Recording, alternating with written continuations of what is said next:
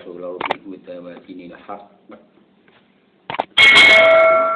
وكفى بالله شهيدا أشهد أن لا إله إلا الله وحده لا شريك له أشهد أن محمدا عبده ورسوله اللهم صل وسلم على محمد وعلى آله وأصحابه ومن والاه أما بعد قال الله تعالى في كتابه المبين أعوذ بالله من الشيطان الرجيم ومن أحسن قولا ممن دعا إلى الله وعمل صالحا وقال إنني minal muslimin. Al-ayah. Sadaqallahul azim.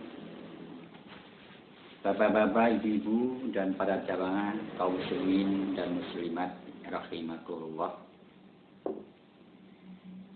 Ayat yang terdapat dalam surat Al-Fussilat, ayat yang ke-33 sangat singkat. Namun memberikan pesan yang cukup tegas dan cakupan wilayah yang cukup luas.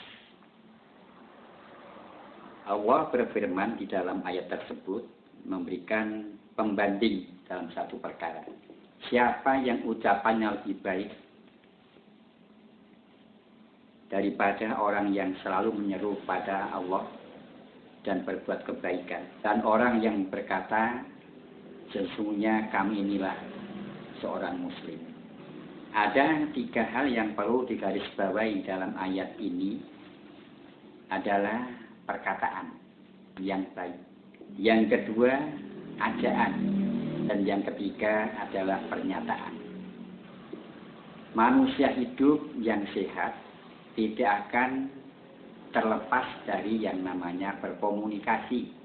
Dari banyaknya materi, visi dan misi ucapan yang disampaikan oleh manusia sebagai alat berkomunikasi di dalam bersosialisasi dengan yang lain, sini Allah menanyakan mana perkataan yang lebih baik dari sekian banyak ucapan yang dilakukan oleh manusia. Tentu di sini akan beragam jawaban yang akan disampaikan kalau mereka ditanya. Terlepas apa yang mereka lakukan dan alasan yang dia kemukakan, semuanya masih bersifat spekulatif. Sebab kebenaran yang datang selain dari Allah itu adalah nisbi. Kebenaran yang tidak mutlak. Kebenaran perkataan yang muncul dari seseorang dikatakan baik, namun belum tentu diterima oleh orang lain itu baik. Demikian juga ucapan yang muncul dari sekelompok orang yang sudah dikatakan baik secara aklamasi pun juga belum tentu bisa dikatakan baik bagi kelompok yang lain. Namun ketika kebenaran atau ucapan ini datang dari Allah, andai kata ada penolakan dari selain Allah, maka yang perlu diteliti atau diucapkan adalah kesalahan dari penerima. Maka di sini ada muatan yang sangat perlu untuk kita garisbawahi tersebut adalah ada 8 contoh ucapan yang baik. Dan inilah sebagai satu bentuk kepribadian yang memang harus dimunculkan dan ditampakkan bagi setiap orang yang mengatakan dirinya seorang muslim. Sebab dalam satu hadis dikatakan, Bismillahirrahmanirrahim, man kana yu'minu billahi wal yaumil akhir falyakul khairan aw liyasmut. Barang siapa yang mengaku beriman kepada Allah dan hari akhir, maka ucapkanlah ucapan yang baik. Ucapan yang baik dalam hal ini adalah ada ucapan yang bersumber dengan kebenaran dan disampaikan juga dengan baik dan benar, dan juga akan melahirkan akibat dan dampak sosial yang baik juga, yang pada akhirnya akan menolong para pelakunya dalam kehidupan baik di dunia dan akhirat, bisa menduduki pada makom yang mulia baik di kacamata manusia maupun dalam penglihatan Allah. Di antara 8 contoh-contoh perkataan yang baik tersebut adalah perkataan yang benar. Inilah yang selama ini kadang-kadang kita terjebak. Sekali lagi kebenaran yang bersifat nisbi. Sebab apa? Sebab kembali pada satu pernyataan awal bahwa kebenaran itu adalah datang dari Allah. Jadi kebenaran yang tidak datang dari Allah bersifat nisbi. Maka pernyataannya Allah mengatakan di situ, kalau mau beriman, berimanlah. Sedangkan kalau mau kafir, kafirlah. Inilah sebagai satu rambu-rambu yang perlu untuk kita garis bawahi. Sehingga dalam hal ini, makanya ada hadis yang lain mengatakan, oleh Nabi dikatakan, biasakanlah kamu berkata benar. Sebab kebenaran akan mendatangkan kebaikan. Dan kebaikan akan menghasilkan yang namanya pahala. Dan pahala akan memudahkan bagi pemiliknya jalan menuju surga. Kemudian tantangan dalam hal kebenaran ini, Nabi pun juga berkata, kul haq walau kana muron. Ucapkanlah yang benar walaupun pahit untuk dirasakan. Inilah yang oleh Nabi dulu dan para sahabat hal ini dirasakan. Nabi pernah dibujuk oleh kaum Quraisy yang oleh para mufasir sebagai satu asbabun nuzul turunnya Al-Kafirun. Di sana orang kafir putus asa untuk mempengaruhi Nabi Muhammad dan umatnya agar dia berhenti dari dakwahnya. Sehingga dia menggunakan dengan cara-cara yang cukup menarik, yang kalau sekarang istilah etika politik. Pertama Nabi diajak atau dibujuk oleh mereka. 1 tahun orang-orang kafir Quraisy mau beribadah mengikuti Nabi, apapun bentuknya. Tapi satu ketika Nabi pun juga harus mau, dalam 1 tahun pun mau mengikuti tata cara kafir Quraisy. Maka inilah oleh Allah diturunkan sebuah surat. A'udzubillahi minasyaitonirrajim. Qul ya ayyuhal kafirun. La a'budu ma ta'buduna wa la antum 'abiduna ma a'bud. Wa la ana 'abidun ma 'abadtum wa la antum 'abiduna ma a'bud. Akhir ayat lakum dinukum waliyadin. Namun sebelum ayat ini diturunkan untuk menjawab ajakan orang kafir Quraisy, kafir Quraisy pun juga mengambil satu langkah yang cukup diplomatik dengan membaca biodata kehidupan Nabi. Pertama, dari sisi ekonomi. Waktu itu Nabi habis saja ditinggal meninggal istrinya yang dibilang kaya raya, setia, dan tua. Jadi di dalam penglihatan orang kafir Quraisy kepada kondisi ini, maka menawarkan kalau memang Muhammad ingin atau kamu ingin memperistrikan gadis yang muda dan cantik di negeri ini, akan diusahakan. Kemudian juga Nabi ditawarkan pada satu kedudukan karena perkiraan orang-orang kafir Quraisy Muhammad gila jabatan. Kalau sekiranya Muhammad ingin menjadi orang yang terhebat di negeri ini dan orang yang dihormati di negeri ini akan dipenuhi. Seluruh orang Mekah, Arab akan menghormati dan akan menjadikan Nabi Muhammad sebagai seorang penguasa di Mekah. Dan juga yang berikutnya ditawarkan lagi kepada Nabi tentang kekayaan.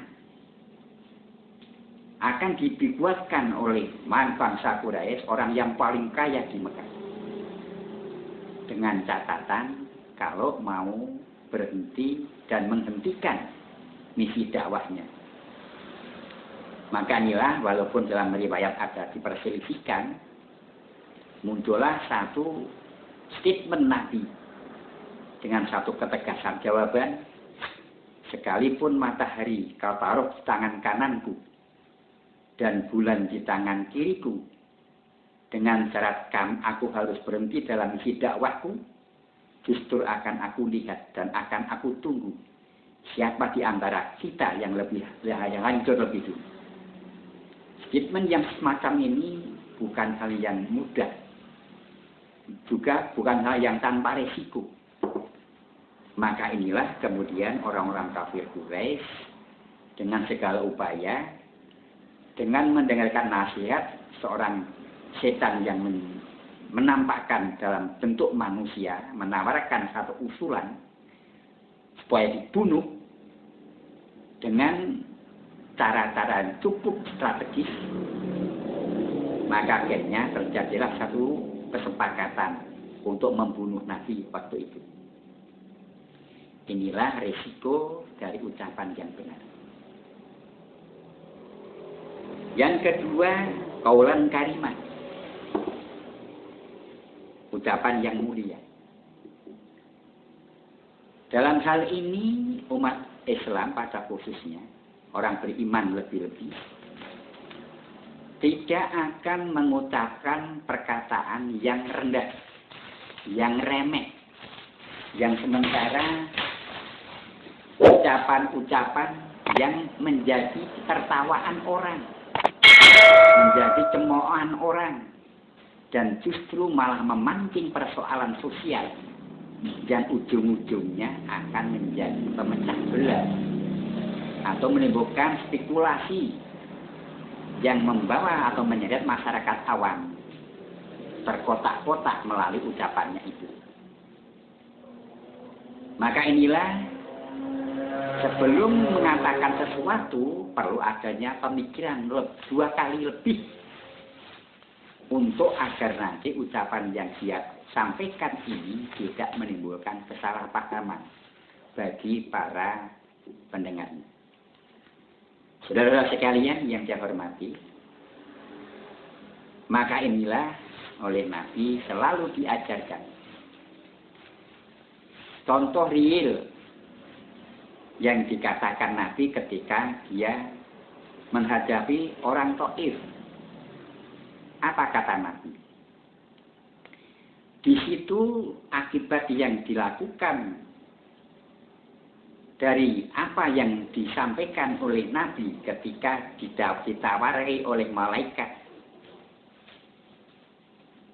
Kalau sekiranya kamu mau meminta bantuan pada malaikat penjaga bukit itu untuk menghancurkan bangsa Taif, akan dipenuhi.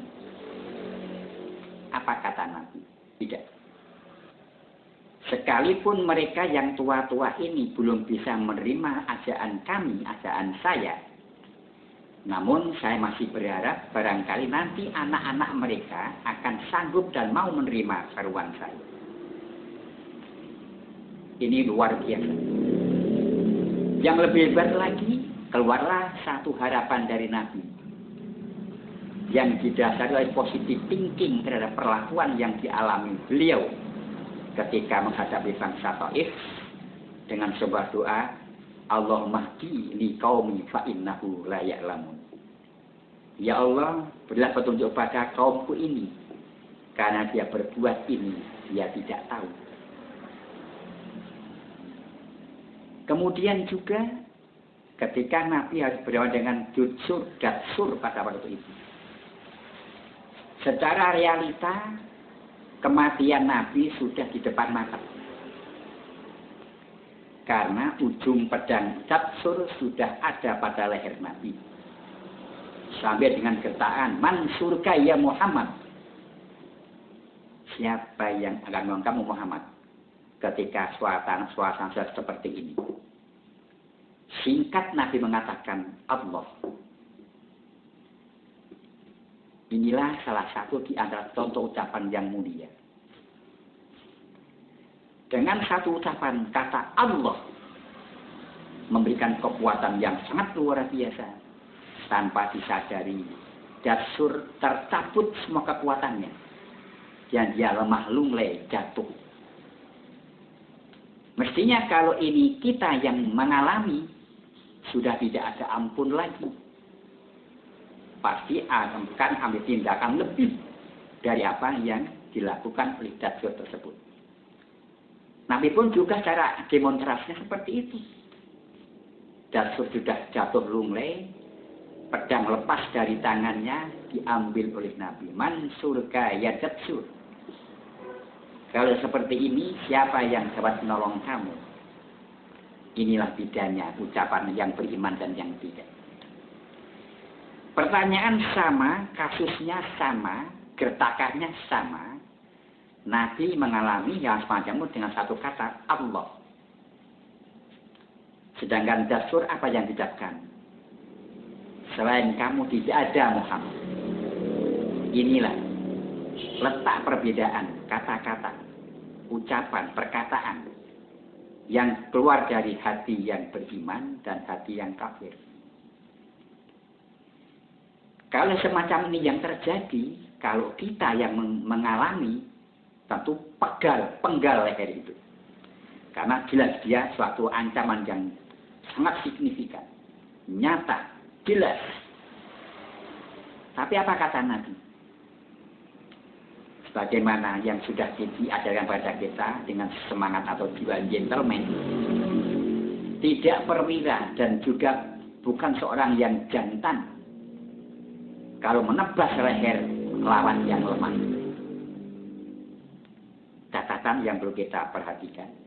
Sekali lagi, bukan jiwa atau kebiasaan yang perwira manakala menebas leher orang yang lemah.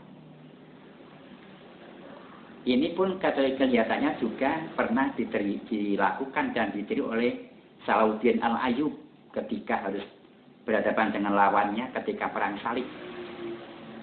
Ada sebuah cerita, entah benar atau salah. Perang salib yang cukup panjang yang melelahkan. Salahuddin mendengar bahwa panglima perang tentara Romawi, orang salib, dalam keadaan sakit. Lalu Salahuddin menyamar untuk menemui panglima tersebut. Terjadi satu dialog.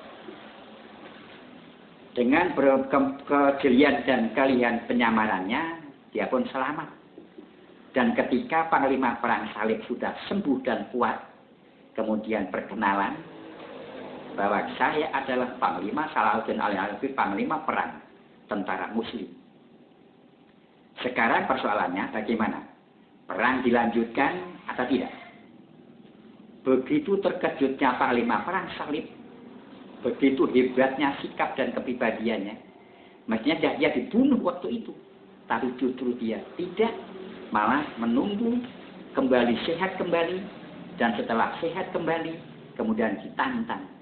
Perang dilanjutkan atau berhenti? Inilah satu hal yang perlu untuk kita pelajari dan kita contoh dalam berperilaku dan bersikap. Sehingga dengan ini kemenangan Nabi pun juga tidak terlepas dari kemuliaan kata-kata yang diucapkan kepada siapapun, sampai-sampai kepada musuh. Yang ketiga adalah qaulan tsaqilan, ucapan yang berbobot,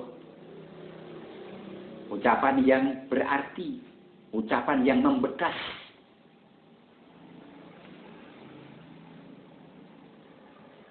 Hal yang semacam ini perlu juga kita perhitungkan, kita pikirkan. Sehingga sekali, dua kali kita berucap, orang cukup terkena. Dengan bahasa yang lain, perang menang tidak meneteskan darah. Itulah yang dilakukan Nabi ketika Fathul Makkah. Apa pesan Nabi kepada para panglimanya? Satu, jangan membunuh.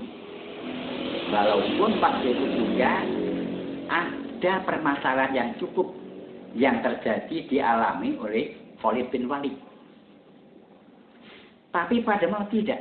Justru ketika Nabi mau berangkat perang itu berpesan pada semua panglimanya. Satu, sampaikan pada orang Arab Quraisy. Kalau ingin aman dan terlindungi dan keselamatan jiwanya, maka kamu berkumpullah kamu di masjid, di Masjidil Haram. Atau menutup pintu, atau di rumah Abu Sufyan. Dan janganlah kamu mencabut pedangmu, dan juga jangan kamu merampas pedang mereka. Toh akhirnya orang-orang Mekah pada waktu itu justru semua menerima surat itu. Tidak ada yang tidak. Kalau nggak berkumpul di Masjidil Haram, dia menutup pintu, dan juga kalau tidak ke situ, dia berkumpul di rumah Abu Sufyan. Satu ucapan, satu kata-kata yang cukup berbobot, sehingga satu ucapan dapat menggerakkan orang bergerak dalam arti kebersamaan menuju kepada keselamatan. Kaulan sakilan, ucapan yang berbobot, ucapan yang bersehingga di sini dikatakan bahasane orang Jawa, aji ning diri gumantung ana lati. Maka inilah ucapan yang baik akan menjadikan dimanapun kita berada, apapun yang kita sampaikan akan mendapatkan tempat di hati para pendengarnya. Kemudian yang keempat, ucapan dan perkataan yang berbekas atau mengesan. Kepada siapa hal ini harus diucapkan? Tentu melihat situasi dan suasana yang ada. Kalau kita berbicara kepada orang yang putus asa, mampu membangkitkan semangat hidup. Kalau kita berbicara pada orang yang sedang murung, mampu menghibur dia kembali tersenyum. Dan ketika kita berbicara pada orang yang sedang kacau balau, dapat menenteramkan kembali. Sehingga ucapan ibarat seperti air yang mengalir, yang dapat memberikan pencerahan hidup bagi orang yang punya masalah dan orang yang bermasalah. Yang kelima adalah ucapan yang lembut, lain atau kasih sekali. Lemah lembut bukan berarti lembek atau lemah. Artinya dapat menarik simpati kepada para pendengarnya. Dalam situasi apapun selalu dikatakan dengan bahasa yang santun, bahasa yang lembut. Bukan berarti takut, tapi sangat memahami betul persoalan yang sedang dihadapi. Maka inilah oleh Nabi pun juga ditiru oleh Umar bin Khattab. Satu ketika perang, entah karena apa, oleh Abu Bakar mengirim panglima baru untuk mengganti panglima Umar bin Khattab. Oh maaf, oleh Khalid bin Walid.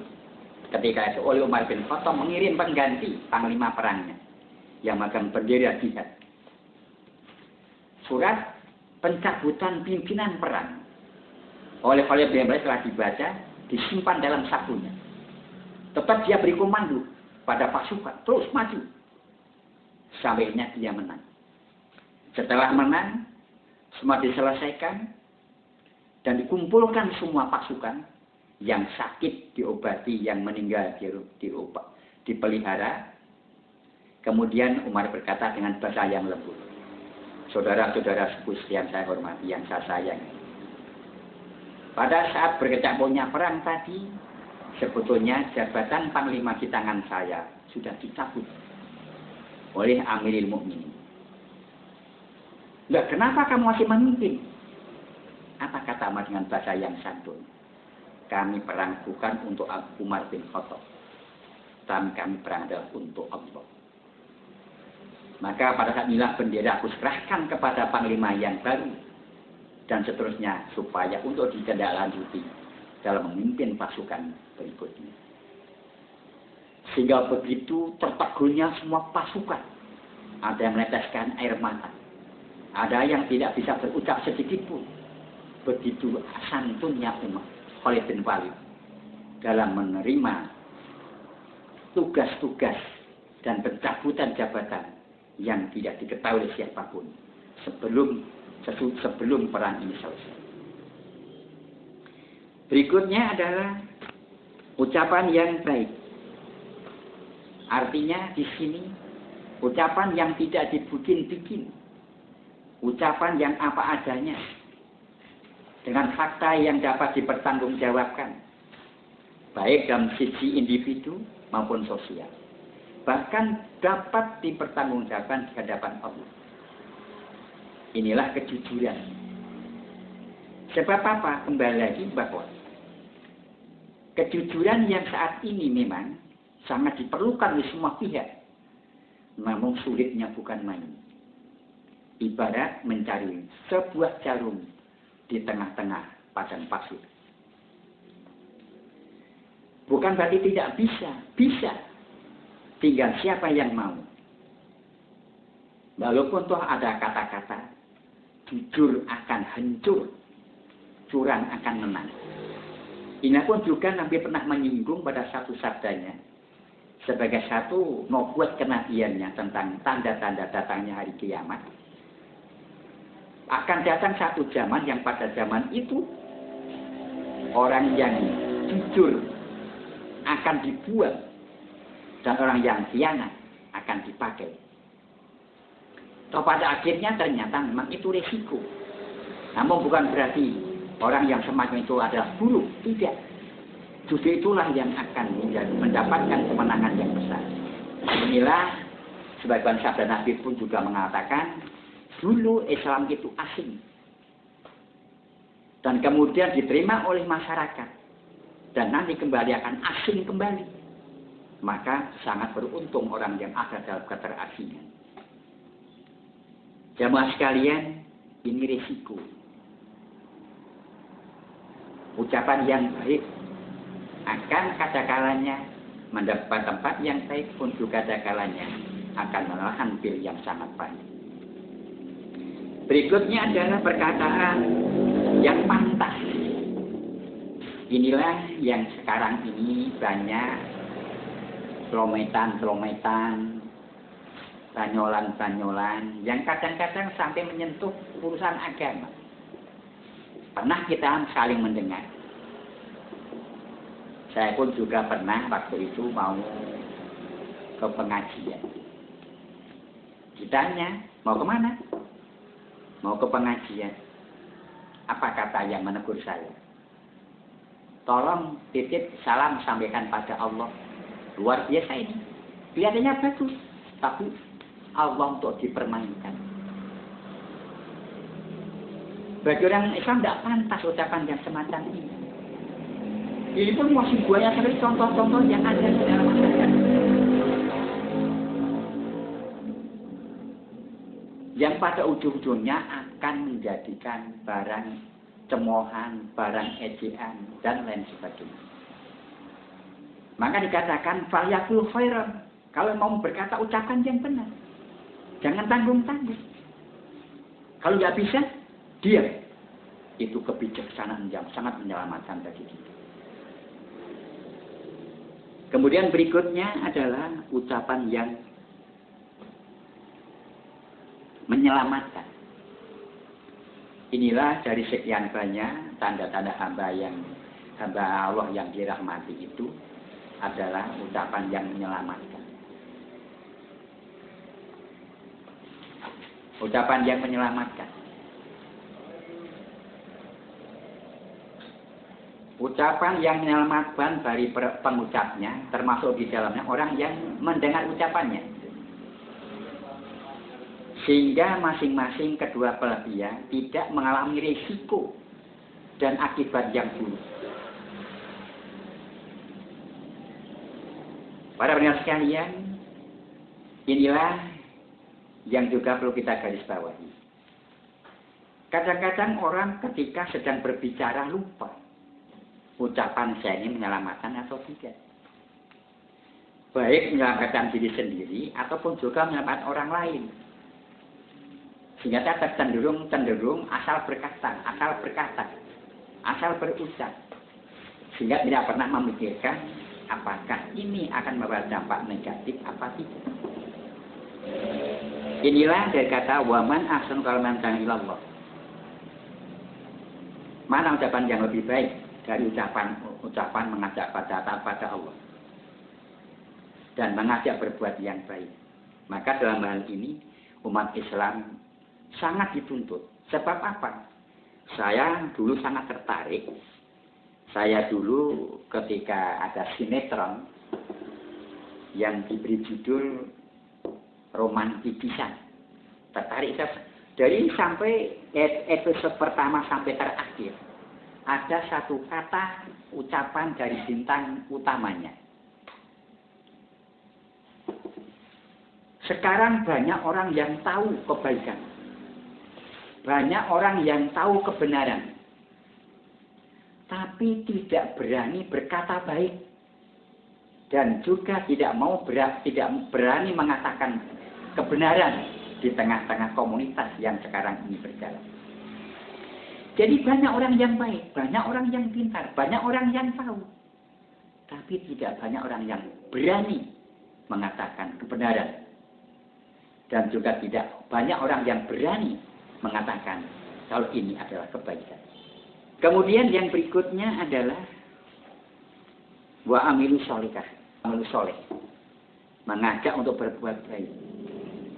Sekarang ini kadang-kadang atau mungkin juga sudah terasa sekali, orang Islam sendiri pun kadang-kadang sungkan untuk mengajak orang yang berbuat baik. Paling-paling kita mengajak lagi pada orang-orang itu yang sifatnya adalah sia-sia. Sia-sia. Yang umum sekarang ini ngajak kita atau ngajak orang ke angkringan, ya, minum-minum teh, kopi, jahe, dan lain sebagainya. Juga mengajak yang lebih tren lagi, yang sekarang juga entah itu maunya apa mencari rezeki, apanya sekedar pelampiasan, apa kompensasi, apa mencari rezeki, kita pun juga tidak tahu alasan mereka. Yaitu adalah mancing. Mancing. Ini kalau kita cari, sebetulnya apa yang dia cari dalam urusan ini. Tapi ketika mereka kita ajak ke situ, luar biasa sambutan. Tapi sangat lemah, sangat kecil sekali ajaan kita kepada mereka ini untuk berbuat kebaikan. Mendatangi sholat jamaah, mendatangi majelis taklim, sangat lemah sekali. Kadang-kadang dia datang ke majelis taklim di luar forum, di luar majelis, dengan kata-kata yang kini podo wae yo krungu. Kenapa nggak masuk? Ya tadi, jawabannya sederhana, yang kini wis podo wae, yang kini wis krungu, bisa-bisa malah bisa khusyuk. Ini jawaban mereka. Diajak untuk membela kebenaran bersama, berjuang, dakwah, santunan ekonomi, santunan sosial, juga banyak alasan. Tapi sekali lagi kalau dia kita ajak ke angkringan, minum kopi, minum teh, mancing, dan lain sebagainya, sepedaan, luar biasa itu. Sampai-sampai, yuk buat seragam, yuk buat kostum. Semuanya itu berjalan. Tapi lucunya, ironisnya, ketika kita disuruh mengajak yang baik, kita merasa malu. Kadang lebih bangga ngajak mancing daripada ngajak ngaji. Mana kasihan seorang muadzin yang suara lantang, keras, rapi, ajaknya bagus, tidak ada jawaban sama sekali. Bahkan kadang-kadang dia ngomong sendiri-sendiri, tertawa sendiri-sendiri, bahkan kadang mencaci maki yang ada. Suara kayak black dilarang atau azan. Ini satu hal yang sangat ironis bagi kita orang Islam. Kemudian yang ketiga adalah waqalu innani minal muslimin, dan orang yang mau berkata, ternyata kami inilah seorang muslim. Inilah kepribadian saudara-saudara sekalian. Kemarin saya katakan ucapan yang pertama adalah kepribadian muslim pertama. Ini saya berikan judul kepribadian yang kedua. Mampukah berankah kita menampakkan kepribadian seorang muslim dalam segala aspek kehidupan? Yang paling sederhana mensosialisasikan salam dalam setiap kita bertemu muka dengan saudara-saudara. Tidak hanya di pengajian, sudah hafal tuh di pengajian. Dalam bentuk forum yang lain, resepsi, takziah, salam sudah biasa. Tapi yang perlu didukung adalah salam dalam berkomunikasi di luar itu semua. Di jalan, di kantor, di sawah, di pasar, di mana saja. Sebab apa? Nabi pun berkata, hakul muslim al muslim situ. 6 pada wajib seorang muslim, satu adalah absus salam. Bahkan dalam satu bentuk-bentuk yang lain juga Nabi berkata, lebih-lebih yang sudah berhaji, sebagai tanda-tanda haji yang baik bagi mereka adalah 3 di antaranya, satu adalah absus salam, mewujudkan perdamaian di antara kita.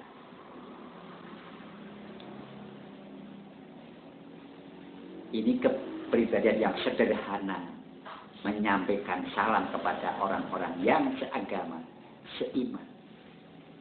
Coba kita bayangkan, orang-orang non-Islam pun berupaya belajar ben ketok fasih. Dalam apa itu? Malah justru kita yang punya kewajiban, malah kita tidak mau menyampaikan ini kepada masyarakat.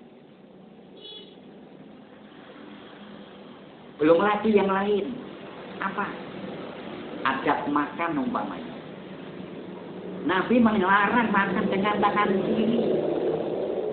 Nabi mencemooh, mencela, bukan berarti melarang, mencela orang makan sambil berdiri.